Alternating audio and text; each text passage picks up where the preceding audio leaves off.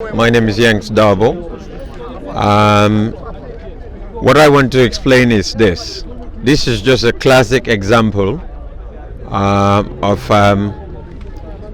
stifling dissent.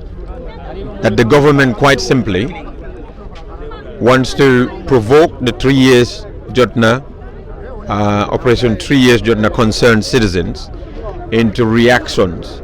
So when they react, they can then use that to tell or to justify any refusal of the 3 years Jotna and the wider Gambian citizens their right and their constitutional right to peaceful protest against the president's negation, infidelity to his promise and agreement, 3 years agreement, that he would serve a 3 years transitional government, after which he will be holding presidential elections in which he will not be a participant, and anyone who emerges as the choice of the Gambian people, he will gracefully and honorably hand over power to that person to take this country to the next level.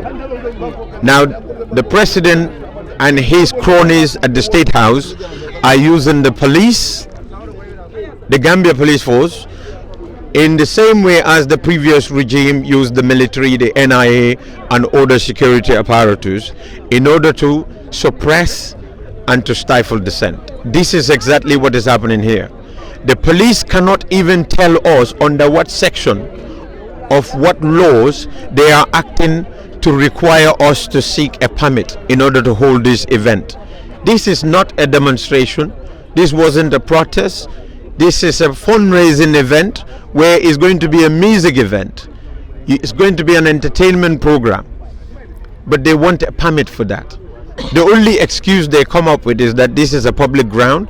If you want to use it, you will need a permit from the IGP. For what? And they cannot even cite any sections of the laws of the Gambia to justify that requirement. It doesn't make sense.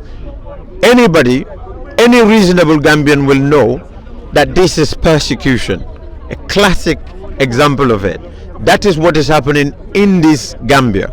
The very country that is now taking Myanmar and other countries to the international court, claiming that those countries have violated the human rights of their people, but that is the same government doing the same thing to their own citizens simply because those citizens have a dissenting view. They have an opinion that which is not favorable to the president because they are holding the president accountable to his own pledge, promise, and agreement that he made to the Gambian people. He sought a mandate for 3 years. He was given a 3 years mandate. The people are now demanding for him to honor that mandate, and he is just blatantly trying to suppress their views, trying to suppress their opinion, or trying to suppress that request of that valid and genuine request of the Gambian people for him to honor the very promise that he made to them. This is what is happening. Now, what decision is 3 years Jotna taking in relation to this program? As my brother said, we have to cancel it because we want to prove to them that we are law-abiding. We are not going to fall to their bait. We know what their bait is. It's quite simply to provoke us. When they do that, the expectation is that we are going to react negatively, but we have proven them once again that we are not going to do that. Because if we react now, which we could, we have the numbers here. You know how many police officers are there? They're not even more than 20. We have more than 100 people here, or 200 or 300.